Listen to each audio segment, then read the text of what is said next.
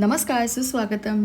मी मम्मीला आता टिफिन घेऊन चालले कारण सकाळी जमला नाही आणि माझं एक कामसुद्धा होतं जे की झालं नाही नेहमीप्रमाणे. मला आठवतं मी लास्ट टाइम कधी समोसा खाल्ला होता म्हणून आज थोडीशी क्रेविंग झाली म्हणून समोसा खाल्ला. बोरिवलीला आले तिथलं पण काम झालं नाही आहे. पण महादेवांचं दर्शन घेऊन मी आले प्लॅटफॉर्मवरती. हेअर वॉश करून पण केसांची अशी दुरावस्था कशी होते हे मला समजत नाही. बट या चप्पलमुळे माझ्या पायाची तर चांगलीच बँड वाजले भाईसा आणि तिथे उठलेला तो टाक जात पण नाही. असो बाकीची तर काही कामं झाले नाहीयेत पण कुरिअर करून मात्र आपण जाऊया. हे काम मात्र कम्प्लीट होणार. दुपारच्या जेवणासाठी मस्त कारल्याची भाजी बनवली, डाळ भात बनवला. तर मस्त यासाठी बोलते कारण कारल्याची भाजी मला आणि मम्मीला खूप आवडते.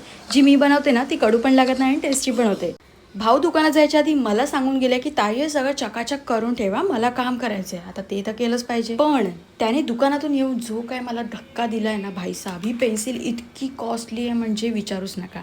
आता चांगले स्केचिंग टूल्स यूज केले तरच स्केच चांगला उभारून येणार आहे ना. पण आपण त्याच्या पुढ्यातल्या ना पपया खाऊया कारण त्याला जमत नाहीये खायला. दाताची हल्लीच ट्रीटमेंट झालेली आहे म्हणजे आता 1-2 दिवस झाले. म्हणजे पपया सॉफ्ट असतो तरी तो जमत नाहीये म्हणून आम्हाला सारखा बोलत असतो दात घसा कारण त्याने खूप टोचन घेतलेलं. आणि इथे बाप्पांचा थोडाफार स्केच कम्प्लीट झालेला आहे आणि जे डोळे वगैरे होते ना भाई साहब ॲज इट इज एकदम सलामी. भावा तुला सलामी. काय कला आहे, काय कला आहे. मम्मीचा जुगाड बघताय तुम्ही.